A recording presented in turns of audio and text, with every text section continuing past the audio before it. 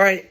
Hey, good morning. So this is now for your fifth lecture, I believe. Yeah, lecture number 5. And this has to do with racial profiling.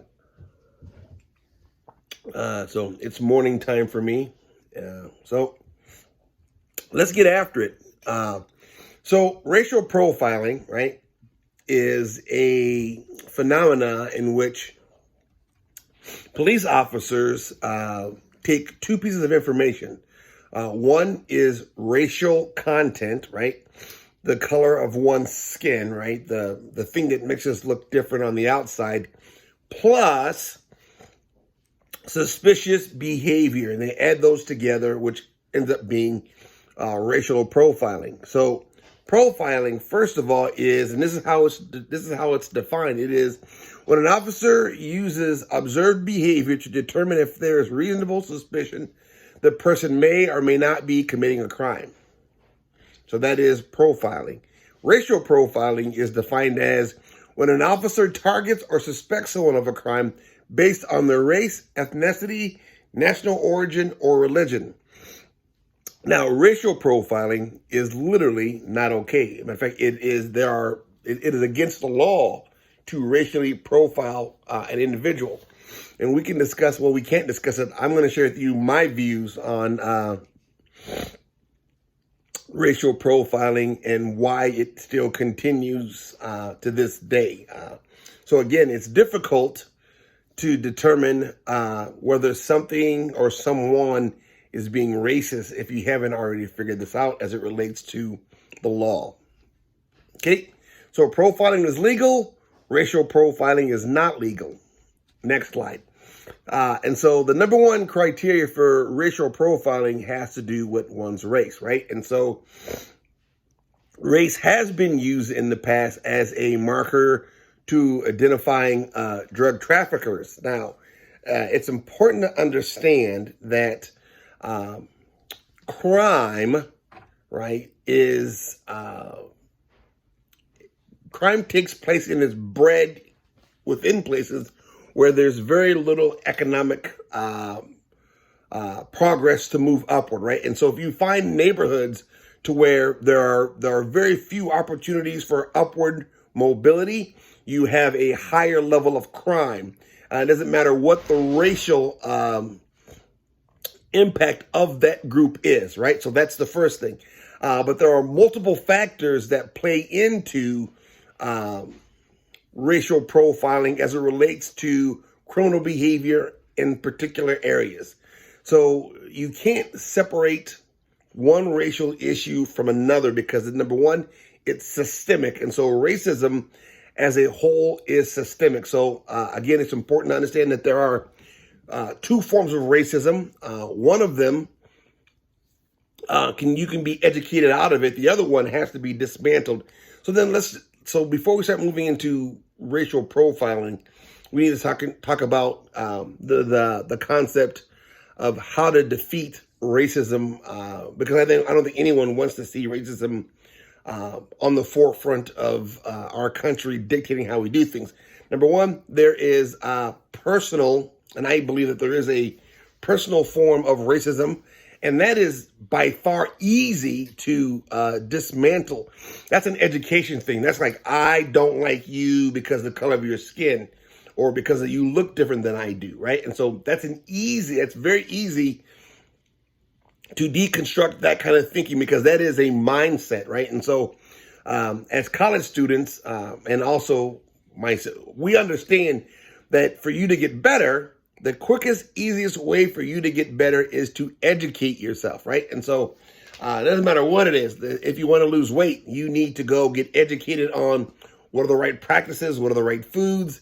If you want to have your bachelor's degree in something, what do? You need to get educated. The same thing with racism. So I call it personal racism or internalized racism, to which it operates only inside of the person. And so it's an easier form to take care of. Then there's systemic racism, and that's outlandishly difficult to spot and to realize because that's in the system, right? And so the way in which we do things in some cases are very racist, right? And so you can't see it, where we no longer have signs that say no black people allowed. That would be a very identified marker of no blacks allowed or blacks in the back of the bus. But because racism has changed systemically, it's now more of rights, rituals, traditions, customs, and habits that dictate all of us, but then aren't equitable across the board, right? And so you can find yourself not having a job, not getting an apartment, not getting a raise because of racial issues. Not that everything that happens is based upon race, but there are. So a prime example of this would be here's a story that's so true. So when I first started teaching, I applied for a teaching job at another university here in Minnesota, and eventually the job came down to me and another individual. I found out all this afterwards. So I applied for this teaching job. It was a teaching hybrid job. So I would have been a director of a department, and I would have been able to teach in an adjunct capacity. It came down to me and another individual. So we had our first interview, we had a second interview, and then we had our final interview. During the third interview, again, I had no clue what was going on behind closed doors. I showed up, I did my best. Then that was it, right? So I think 3 days later on, I got a call offering me the job. I said yes, good thing, got the job. So I started working there, doing the teaching / directing job.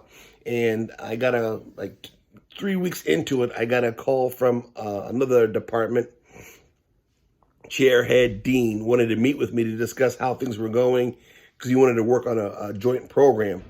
And I told my colleagues, hey, I'm going to go have lunch with this individual. And both of them, they both looked at each other and then looked at me and said, hey, you need to be careful of what you say and how you navigate your well-being around this person. I'm like, oh, why? What's up? What's the deal? And the two people that were in my office were on the interview board, and they said, hey, here's the deal. There's something wrong with this guy. And during your interview process, this person kept mentioning about your hair, having dreads, mentioning about my religious background, whether or not I was Rastafarian, was I a Jamaican Rastafarian? Did I have those beliefs? And so I said, number one, I'm not. I'm a Methodist at the time. I'm a Christian. Number two, what about my hair? And basically, this was a dean who had been well educated, right? Who'd been in this school for a while. He thought that because I had dreads and because I was African or African American, that these two things combined meant that I was very militant, very hard. And they kept pushing him, like, what do you mean? What do you see in this guy? And he finally said, African American males with dreads tend to be a particular way. Hard to work with, very dominant. And literally, this person was sharing his racist views to this whole entire committee on why I shouldn't get the job. Of course, the rest of the board had saw that I was by far more qualified for the job than the other person. But this would go on to say that the same professor was an advocate for the other person, also based upon racial markers. This person was from, her ethnic background was from Asian descent, so she was Asian, and she was a woman. And this same person who said, don't hire this guy because he will be aggressive, was the same person who said you should hire her because his exact words were, she'll be more docile, she's Asian, it'll look a particular way in your department. And so a conversation based upon one's quality or quantity of hard work had been dismissed all over racial markers. And so I was just told to be aware of this. But yeah, I mean, that would be in a conversation that would literally, it left the mark, or it left the station of being qualified to, was my racial makeup, who I was I able to teach at that university? And of course, I got the job. I taught there for a while. I eventually left for another opportunity, but that's a prime example of how systemic racism works within the system, right? This person had issues with me, and if I didn't get the job, it has been like, the other person is more qualified than you are. And that's what it would have been chalked up to. Well, she is more qualified than you. Thanks for applying, da da da. That would have been what was told to me. But under the surface, it had to do with issues of race and not about the quality of my work. So that's a true story. So it's important to understand these things still happen to this day. So let's move on. So police departments in the early 80s started buying into, and this is what the book says, it says that they were buying into this understanding of a racialized system, which meant that in these particular areas, these particular people are selling drugs. And then when they would make a stop, they would literally stop someone and they would find drugs on them. And so again, you have this racialized, negative, self-fulfilling prophecy. In this neighborhood, at this time, in this area, individuals in this area are doing these particular things, so we will stop them. And once you stop them, if you find drugs, you're like, oh, it must be true. The issue with those types of thinking, thought processes are, what if you're not? What if you happen to be in the neighborhood and you've done nothing wrong and then you're stopped by the police? And the idea of, well, you had to crack some eggs to make an omelet, or you're always going to find collateral damage in areas. That type of thinking is harmful because if the majority of the people in a particular context make up a particular racial group, then there's no way that the majority of those people are committing crimes, yet the same practices to enforce the laws are being done to them, which puts a great deal of pressure on people, and people respond differently. So this idea of having crime-ridden neighborhoods, for the majority of part, are not true. They have higher levels of crime based upon social economics, but not everyone in the context of, let's say, South Minneapolis or Richfield or even St. Paul. Not the majority of the people are committing crimes, right? Statistically, it is the very, very small number of individuals who are committing these crimes, and yet there's this mindset that the majority are doing so. So that's an important thing to distinguish between. There's this idea of driving while black, and this is it's not a scientific term, but it's a term that's used quite a bit, and that you have to have a higher level of concern when driving as an African American. And again, these go back to this idea of a racialized understanding of how to enforce in a particular area, right? And so the book goes to say that blacks and Hispanics are pulled over significantly more than whites, right? Until you start having more lawsuits and oversight going on. And so a great deal of the issues that are taking place in the urban context, where people are saying we're not being treated fairly, and if you listen closely, you're always going to have this radical left side that won't be happy until things are radically changed so the left can feel comfortable. And you're going to have this radical right voice on the right side saying things have to be a particular way. But if you can listen to the majority of the people, right? I just got done looking at a Gallup poll that the majority of people that are living in the context of an urban city don't want law enforcement removed, right? We don't want the cops to be removed. What we want is we want better practices by the police. And yet on the news, all you hear is, oh, we want the police to be gone. We don't want them to be here. So it's important that you are able to distinguish between the loud left and the loud right, and to adhere to good data. So there it is. Today, let's see, the book also says that people of color are more likely to experience having cars searched when pulled over, though no crime has been committed in overwhelming majority of searches. And so that still happens to be the case. And again, you're not looking at officers may or may not be tuned into the racial reality of what's actually going on. And then you have those that are just been trained by the system, right? And they don't recognize it on the front end, right? It isn't like, oh, there's a black person, let me stop them and let me search their vehicle. It's the idea of, in this area during this time, you search all vehicles and you search them regardless. Well, if the majority of the people make up one racial group and it's happening over and over again, that would be systemic, right? So where you're not thinking, oh, you're black, let me engage you. It's, oh no, this is a part of how the system operates. And so systemic racism, once again, very hard to determine. Personal racism is very easy, but as it relates to law enforcement, as it relates to enforcing rules and laws, it isn't the idea that, it's the idea of how do you figure that out? Because again, a laser gun, right? So as you're looking, if you're doing traffic, stopping every vehicle that's speeding is more than appropriate.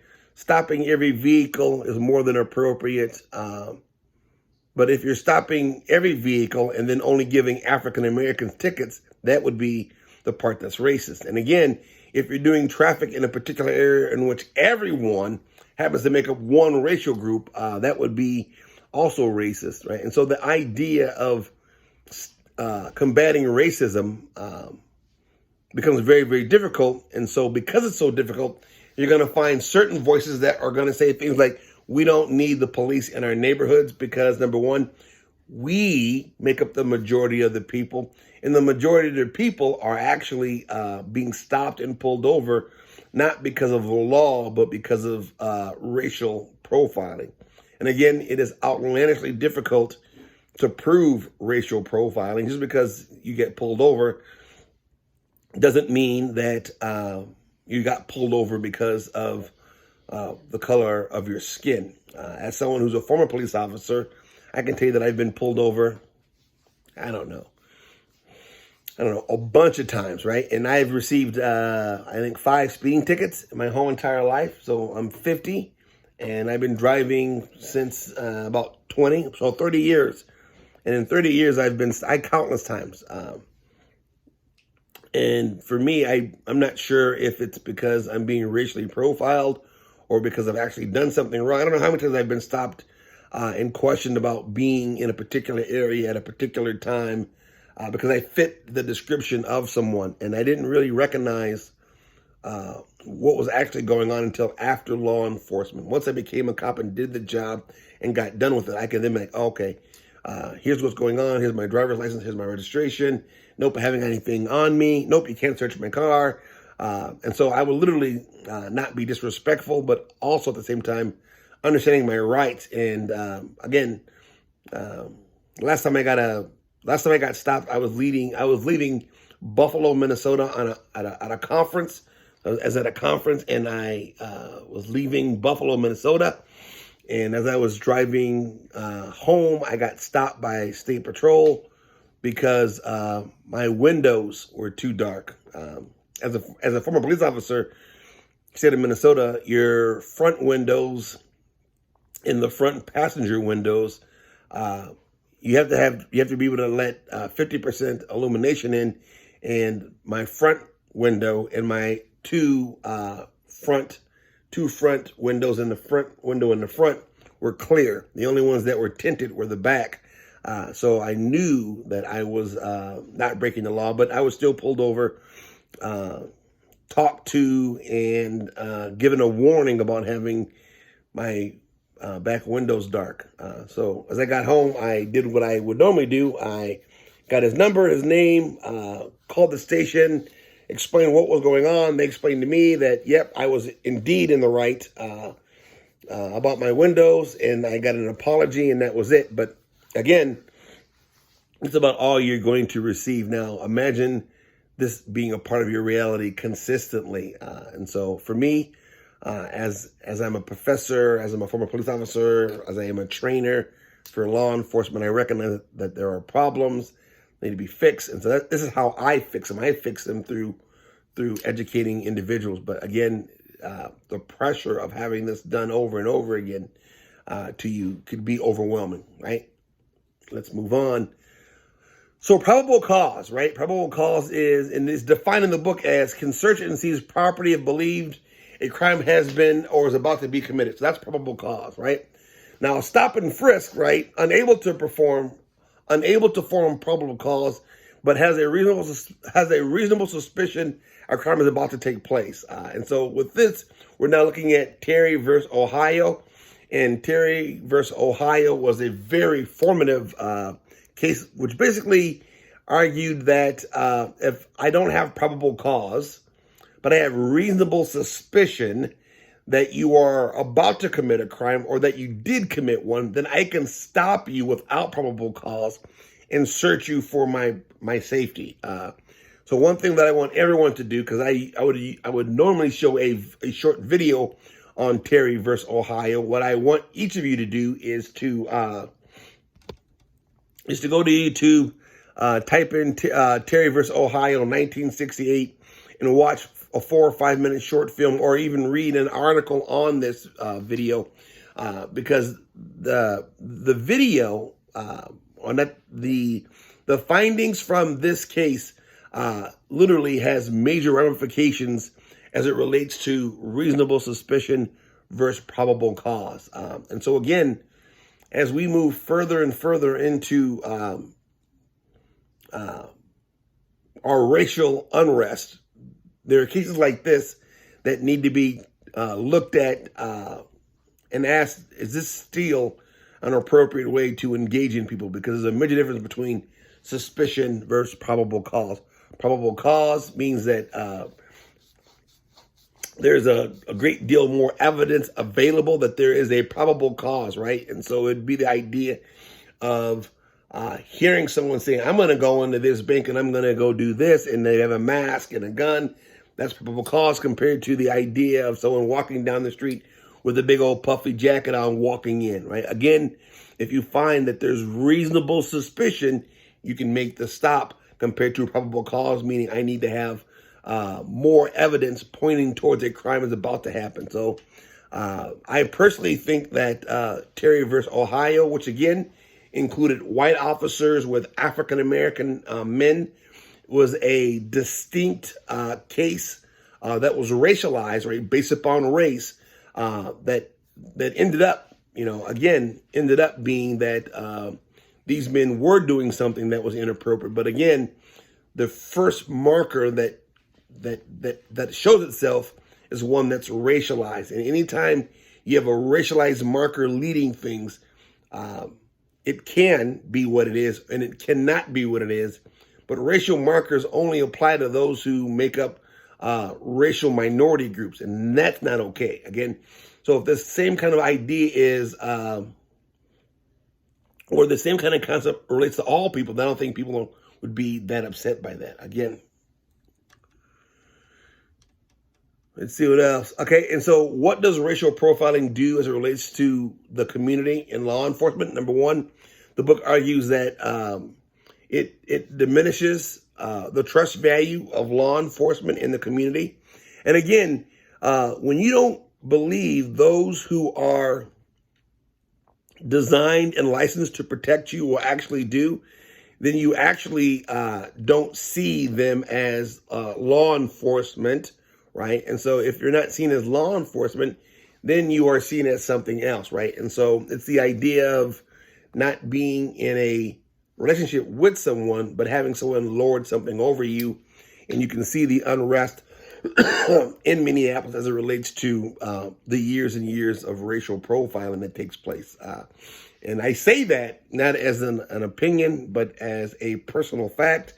Growing up in South Minneapolis, being a former police officer, and dealing with multiple times of being stopped, and I would say even harassed, as a means to trying to figure out what's going on. And I also think that that it's a waste of your time and energy to racially profile folks who are innocent, because you're taking up valuable time and energy when there are actual real things going on that are out there in these neighborhoods. So again, the number one thing that takes place when it relates to racial profiling is that it diminishes the relationship between local law enforcement and the community. I personally think that if you are a law enforcement official in an urban context that is majority folks of color, that would be something that you'd want to be very mindful of. Again, you do not want people to fear you, right? If once people fear you, they only do what you want them to do because you have the upper hand. And the moment you don't have the upper hand, this is when unrest and turmoils take place. Racial profiling has increased. And this is, again, the book is saying that since 9/11, we've had other forms of racial profiling, and not it just being black and brown, but that's also now includes religion and religion symbols. And when I say by symbols, I mean if you have a hijab on or your face is covered up, and stopping someone based upon those things are now considered to be a part of racial profiling, right? And so we've seen an increase of racial profiling since 9/11. Let's see, police struggle with implementing policies, and I think that police will continue to implement or have a hard time implementing new policies based upon the old past. And so I think for myself, until law enforcement can admit its wrongdoings with communities of color, we're going to continue to have these issues. And when you're like, well, what do you mean by this? I go, well, I mean, you're looking at 1619, right? And so at 1619, you have the beginning of slavery. And this goes on until 1964. But from 1619 to 1964, all the rules and regulations and law enforcement were used to stigmatize folks of color in this country. So whether or not you were African American with Jim Crow, whether you were Chinese American with the railroad systems, whether you were Native American with land trust issues and removal. I mean, you're looking at a great deal of harm being done to folks of color through law enforcement, because law enforcement is the tip of the spear as it relates to local enforcement of laws, right? And so I would argue that law enforcement does not have a good relationship with almost all communities of color based upon the past. And at no point in time has law enforcement said, you know what, we recognize that these things were wrong and we want to do better now as a whole. And so as it relates to reconciliation, our country decided to engage in Reconstruction. And Reconstruction was letting the South do what it wanted to do as long as it came back to the Union. So you're looking at problems that are hundreds of years old that have yet to be addressed. And that's it for this lecture on chapter 5 of the book. Again, these lectures are only intended to scrape the surface, right? These aren't deep thoughts. I can't ask you questions. You can't ask me questions. So I'm literally giving you the book's interpretation. So you need to read it. And then if you have any questions whatsoever, you can always email me or text me. Hope you guys are doing well. Take care of yourselves. Until next time, peace.